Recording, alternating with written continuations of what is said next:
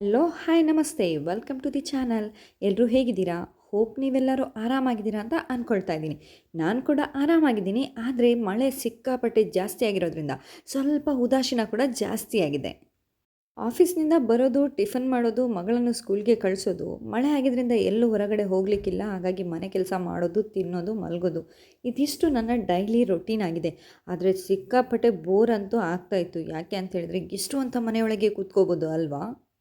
ಹಾಗೆಯೇ ಇವತ್ತು ಕೂಡ ಆಫೀಸಿಂದ ಬರುವಾಗ ಅಮ್ಮ ಹೇಳಿದರು ಸಾಂಬಾರಿಗೆ ತೆಂಗಿನಕಾಯಿ ಇಲ್ಲ ಅಂಥೇಳಿ. ಹಾಗಾಗಿ ಸ್ವಲ್ಪ ತೆಂಗಿನಕಾಯಿ ಸಿಪ್ಪೆ ತೆಕ್ಕೊಡುವ ಅಂಥೇಳಿ ಸಿಪ್ಪೆ ತೆಕ್ಕೊಡ್ಲಿಕ್ಕೆ ಹೋಗ್ತಾಯಿದ್ದೀನಿ. ಇದು ನಮ್ಮನೆ ತೆಂಗಿನಕಾಯಿ ಅಂದ್ಕೊಂಡಿದ್ದೀರಾ? ಖಂಡಿತವಾಗಿಯೂ ಅಲ್ಲ. ನಮ್ಮ ಪಕ್ಕದ ಮನೆ ಗಣೇಶಣ್ಣ ಅವರಿದ್ದಾರಲ್ಲ, ಅವ್ರು ಕೊಟ್ಟಿರುವಂಥ ತೆಂಗಿನಕಾಯಿ. ಅದು ಹಾಗೆಯೇ ಇಟ್ಟಿದ್ವಿ. ಹಾಗಾಗಿ ಇವತ್ತು ಯೂಸ್ ಆಗ್ತಾ ಇದೆ.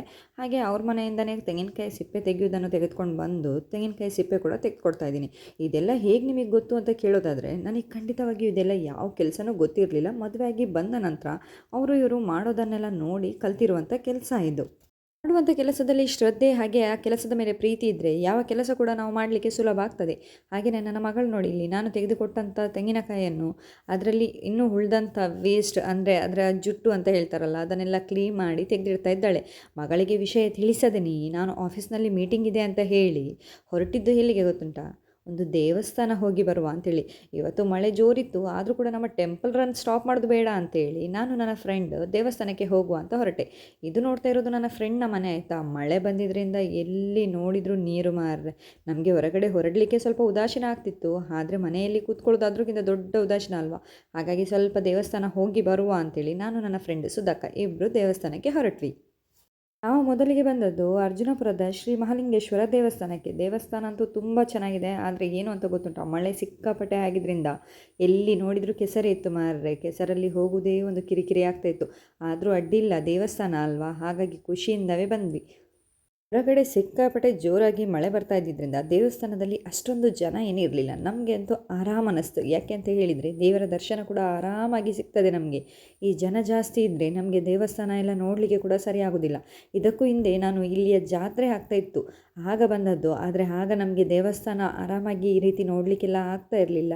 ಜನ ಮರಳೋ ಜಾತ್ರೆ ಮರಳು ಅನ್ನೋ ಮಾತೇ ಇದೆಯಲ್ಲ, ಹಾಗಾಗಿ ಜನ ನೋಡಲಿಕ್ಕೆ ಬಂದಾಗೆ ಆಗಿತ್ತು. ಹಾಗೆ ನಾವು ಇವತ್ತು ಇಲ್ಲಿ ದೇವಸ್ಥಾನಕ್ಕೆ ಬಂದು ನಮ್ಮ ಮಗಳ ಹೆಸರಲ್ಲಿ ಪಂಚಕಜ್ಜಾಯ ಸೇವೆಯನ್ನು ಕೂಡ ಮಾಡಿಸಿದ್ವಿ. ಅಲ್ಲಿಂದ ನಾನು ಸೀದಾ ಬಂದದ್ದು ಎಲ್ಲಿಗೆ ಗೊತ್ತುಂಟಾ? ನೋಡಿ, ಇಲ್ಲಿ ಈ ಅದ್ಭುತವಾದ ಪ್ಲೇಸ್ಗೆ ಮಾರ್ರೆ. ಇದು ಯಾವ ಪ್ಲೇಸ್ ಅಂತ ಕೇಳ್ತೀರಾ? ಇದು ಯಾವ ಪ್ಲೇಸ್ ಅಂತ ಕೇಳೋದಾದರೆ ಅರ್ಜುನಪುರದಿಂದ ಸ್ವಲ್ಪ ದೂರದಲ್ಲಿರುವ ಗುಡ್ಡೆಯಲ್ಲಿರುವ ಮಹೋತ್ತಬರ ಶ್ರೀ ಸೋಮನಾಥೇಶ್ವರ ದೇವಸ್ಥಾನ ಇಟಲ, ಈ ಪ್ಲೇಸ್ಗೆ ಬಂದಿದ್ದು. ಈ ಪ್ಲೇಸ್ಗೆ ನಾನು ತುಂಬ ಸರ್ತಿ ಬರಬೇಕು ಅಂತ ಎನಿಸಿದ್ದೆ. ಈ ಹಿಂದೆ ಬ್ರಹ್ಮಕಲಶೋತ್ಸವ ಎಲ್ಲ ಆಯಿತು, ಆಗ ಕೂಡ ನನಗೆ ಬರಲಿಕ್ಕೆ ಆಗಲಿಲ್ಲ. ಹಾಗಾಗಿ ಇನ್ನೂ ತಡ ಮಾಡೋದು ಬೇಡ, ಇವಾಗನೇ ಬಂದು ಹೋಗುವ ಅಂತೇಳಿ ಎನಿಸಿ ನಾವು ಅಲ್ಲಿಂದ ಸೀದಾ ಬಂದದ್ದು ಇಟಲ ದೇವಸ್ಥಾನಕ್ಕೆ. ಆಯಿತಾ, ಎಂಥ ಅದ್ಭುತ ಪ್ಲೇಸ್ ಅಂತ ಹೇಳಿದರೆ, ಈ ಪ್ಲೇಸ್ಗೆ ಬಂದಾಗ ನಮ್ಮನ್ನು ನಾವು ಮರೆಯುವುದಂತೂ ಖಂಡಿತ. ಆಯಿತಾ, ಅಷ್ಟು ಅದ್ಭುತವಾದ ಜಾಗ. ನಿಜವಾಗಿಯೂ ಹೇಳುವುದಾದರೆ ಪ್ರಕೃತಿಯಲ್ಲಿ ದೇವರನ್ನು ಹುಡುಕುವ ಪ್ರತಿಯೊಬ್ಬರಿಗೂ ಒಂದು ಅದ್ಭುತವಾದ ಜಾಗ ಅಂತಲೇ ಹೇಳ್ಬೋದು.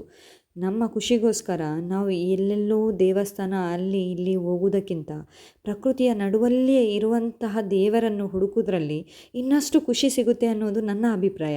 ನಾವು ಹಾಗೆಯೇ ದೇವಸ್ಥಾನದ ಒಳಗೆ ಹೋಗಬೇಕಲ್ಲ, ಹಾಗಾಗಿ ಕಾಲು ತೊಳೆದುಕೊಂಡು ಹೋಗುವ ಅಂತೇಳಿ ಬಂದ್ವಿ. ಹಾಗೆ ಮಳೆ ಸ್ವಲ್ಪ ಜೋರಾಗೇ ಇದ್ದಿದ್ದರಿಂದ ನೀರಂತೂ ಸಿಕ್ಕಾಪಟ್ಟೆ ಜೋರಾಗಿ ಹರಿತಿತ್ತು. ಈ ದೇವಸ್ಥಾನಕ್ಕೆ ಹೊರಡುವಾಗನೇ ನಾನು ಈ ಪ್ಲೇಸನ್ನೊಂದು ನೋಡಲೇಬೇಕು ಅಂತೇಳಿ ಹೊರಟದ್ದು. ಏನಪ್ಪ ಈ ಪ್ಲೇಸ್ನಲ್ಲಿ ಅಂಥ ವಿಶೇಷತೆ ಏನಿದೆ ಅಂತ ಅಂದ್ಕೊಳ್ತೀರಾ? ಇನ್ನು ಸ್ವಲ್ಪ ಹೊತ್ತು ವೆಯ್ಟ್ ಮಾಡಿ, ಅಲ್ಲಿಯ ಪ್ಲೇಸ್ನ ವಿಶೇಷತೆ ಏನು ಅಂಥೇಳಿ ನಿಮಗೇ ಗೊತ್ತಾಗುತ್ತೆ. ನೋಡಿ, ಇದು ದೇವಸ್ಥಾನದ ಸುತ್ತಮುತ್ತ ಕಲ್ಲು ಬಂಡೆಗಳಿಂದನೇ ಆಗಿದೆ.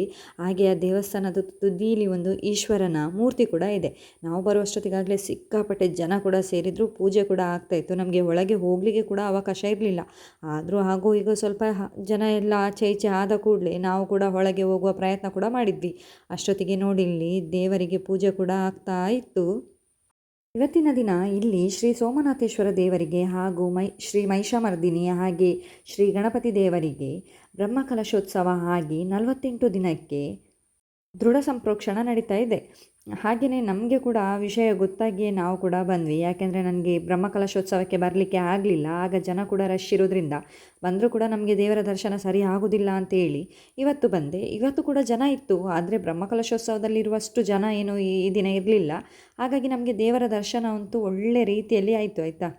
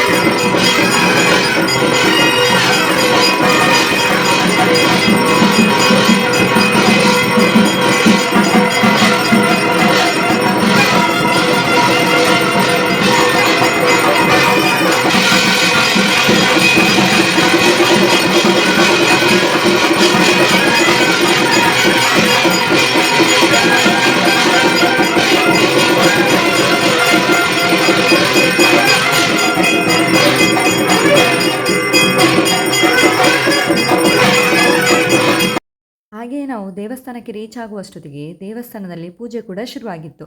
ನಮಗೆ ಕೂಡ ಅನಿಸ್ತು ನಾವು ಎಷ್ಟು ಒಳ್ಳೆ ಟೈಮ್ಗೆ ಬಂದ್ವಿ ಅಲ್ಲ ಅಂತೇಳಿ. ನಮಗೆ ಪೂಜೆ ಕೂಡ ನೋಡಲಿಕ್ಕೆ ಸಿಕ್ತು.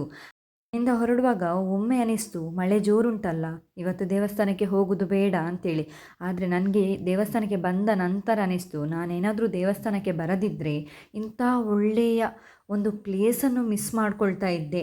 ಅದರಲ್ಲೂ ಈ ಪ್ಲೇಸನ್ನು ಮಳೆಗಾಲದಲ್ಲಿ ನೋಡಲಿಕ್ಕೆ ಒಂದು ಅದ್ಭುತ ಅಂತ ಹೇಳ್ಬೋದು. ಇಂಥ ಪ್ಲೇಸನ್ನು ಮಿಸ್ ಮಾಡ್ಕೊಳ್ತಿದ್ದೆ ಅಲ್ಲ ಅಂತ ಕೂಡ ಅನಿಸ್ಲಿಕ್ಕೆ ಶುರುವಾಯಿತು. ಹಾಗೆಯೇ ಪೂಜೆ ಎಲ್ಲ ಹಾಕ್ತಾ ಇರುವಾಗನೇ ನಾನು ಹಾಗೆ ಸುಧಕ್ಕ ದೇವಸ್ಥಾನದ ಪ್ರದಕ್ಷಿಣೆ ಹಾಕುವ ಅಂತೇಳಿ ಹೊರಟೆವು. ಹಾಗೆ ದೇವಸ್ಥಾನದ ಪ್ರದಕ್ಷಿಣೆ ಕೂಡ ಹಾಕ್ತಾ ಇದ್ದೇವೆ. ದೇವಸ್ಥಾನದಲ್ಲಿ ಮಳೆಯಲ್ಲಿ ಒದ್ದೆ ಆದಂತಹ ಪ್ರಭಾವ ನನ್ನ ವಾಯ್ಸ್ ಕೂಡ ಚೇಂಜ್ ಆಗಿದೆ. ಹಾಗೆಯೇ ಜ್ವರ ಬರುವ ಎಲ್ಲ ಲಕ್ಷಣಗಳು ಕೂಡ ಇದೆ. ಆದರೂ ಅಡ್ಡಿಲ್ಲ ಮಾರ್ರೆ, ಎಷ್ಟು ಮಳೆ ಬಂದರೂ ಅಡ್ಡಿ ಇಲ್ಲ. ನನಗೆ ಈ ದೇವಸ್ಥಾನದ ಹಾಗೆ ಈ ಪ್ರಕೃತಿಯ ಸೌಂದರ್ಯವನ್ನು ಸವಿದಂಥ ತೃಪ್ತಿ ನನ್ನ ಮನಸ್ಸಿಗೆ ಖಂಡಿತವಾಗಿಯೂ ಇದೆ. ಇಲ್ಲಿ ನಿಮಗೆ ಹೇಳಿದ್ನಲ್ವಾ ಈ ಜಾಗದ ವಿಶೇಷತೆ ಏನು ಅಂತ ಹೇಳಿ, ಸ್ವಲ್ಪ ಹೊತ್ತಿಗೆ ನಿಮಗೆ ಗೊತ್ತಾಗ್ತದೆ ಅಂಥೇಳಿ.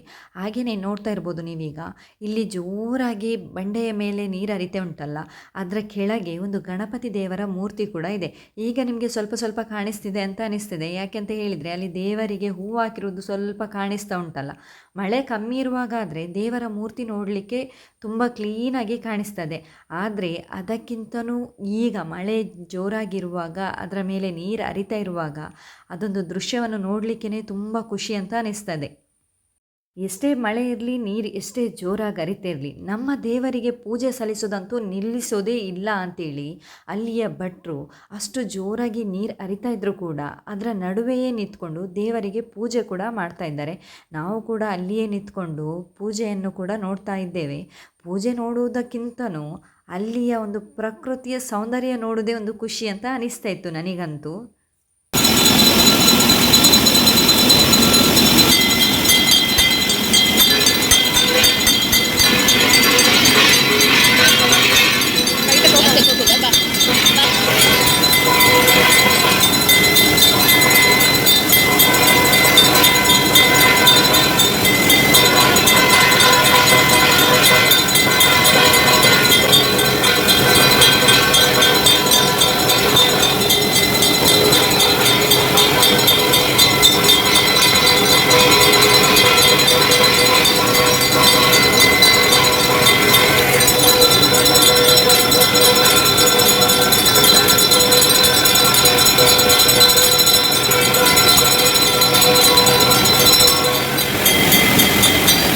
ಗಣಪತಿ ದೇವರ ಪೂಜೆ ಮುಗಿಸ್ಕೊಂಡು ಒಳಗಡೆ ಬರುವಾಗ ಸೋಮನಾಥೇಶ್ವರ ದೇವರಿಗೆ ಅಲಂಕಾರ ಆಗ್ತಾಯಿತ್ತು.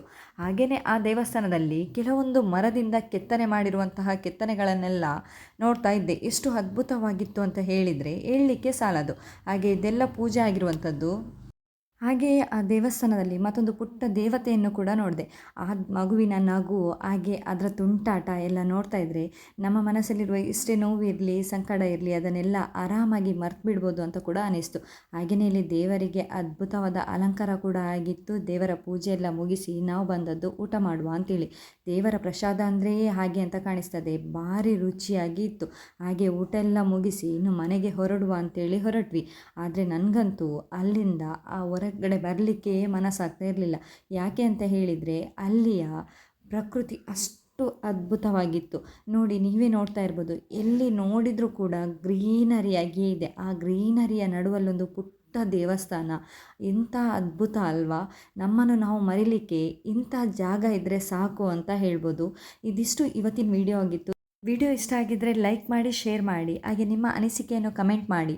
ಹಾಗೆ ನಮ್ಮ ಚಾನಲನ್ನು ಸಬ್ಸ್ಕ್ರೈಬ್ ಮಾಡೋದನ್ನು ಮರಿಬೇಡಿ.